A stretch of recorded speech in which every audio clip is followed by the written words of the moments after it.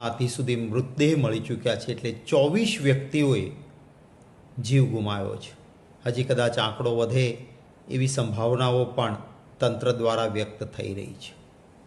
મને અત્યંત દુઃખ છે. આને રાજકીય રીતે લેવાની જરૂર નથી.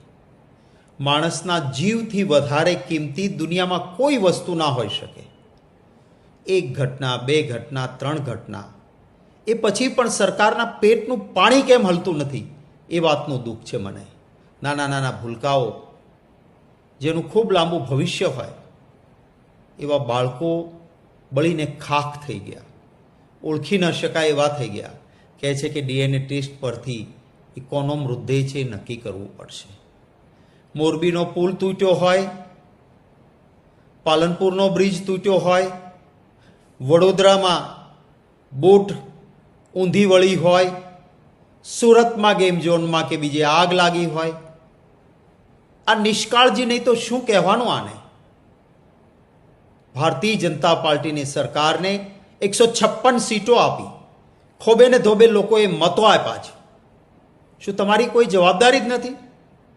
હાઈકોર્ટે વારંવાર સરકારને કહ્યું છે કે ફાયર સેફટીના પૂરતા પ્રાવધાન રાખો. એક પણ માણસનો જીવ જાય ને, કોઈ પણ મોટી રકમ વળતર એ માણસનો જીવ પાછો ન લાવી શકે. શા માટે આવી અનદેખી થાય છે?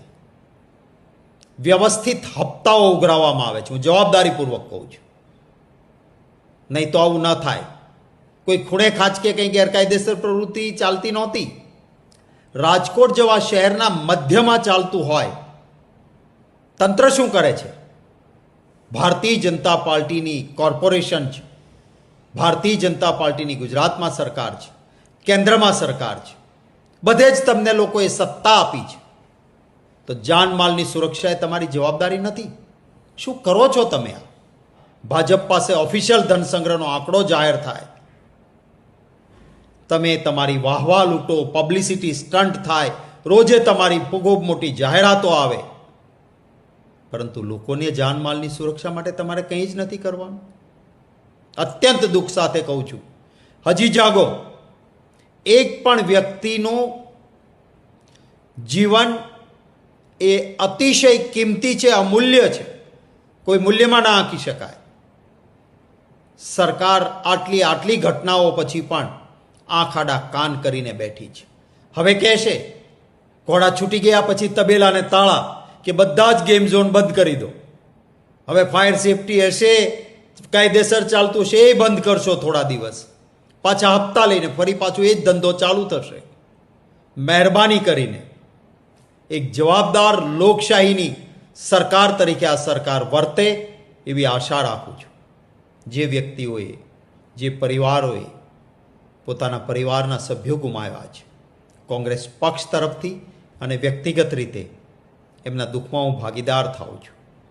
મારા તરફથી આ દિવ્યગંત આત્માઓને શોકાંજલિ અર્પણ કરું છું. એ નાના બાળકોનો કોઈ ગુનો નહોતો, એ પરિવારનો કોઈ ગુનો નહોતો. તો સરકારના ભરોસે ગયા હોય કે ગેમ ઝોન ચાલે છે ને, બધું કાયદેસર હશે, અમે સુરક્ષિત રહીશું, એમ માનીને વેકેશનમાં એ બાળકો ગયા હોય, એને જીવ ગુમાવ્યો. શું નૈતિકતાના આધાર પર આ સરકારે કંઈ સ્વીકારવાનું છે કે હજી ઠીકરા કોક ઉપર જ ફોડવાના છે? મને ખબર નથી પડતી. કમસે કમ ઈશ્વરનો તો ડર રાખો, એટલું જરૂર કહીશ. દિવ્યગત આત્માઓને મારા તરફથી શ્રદ્ધા સુમન.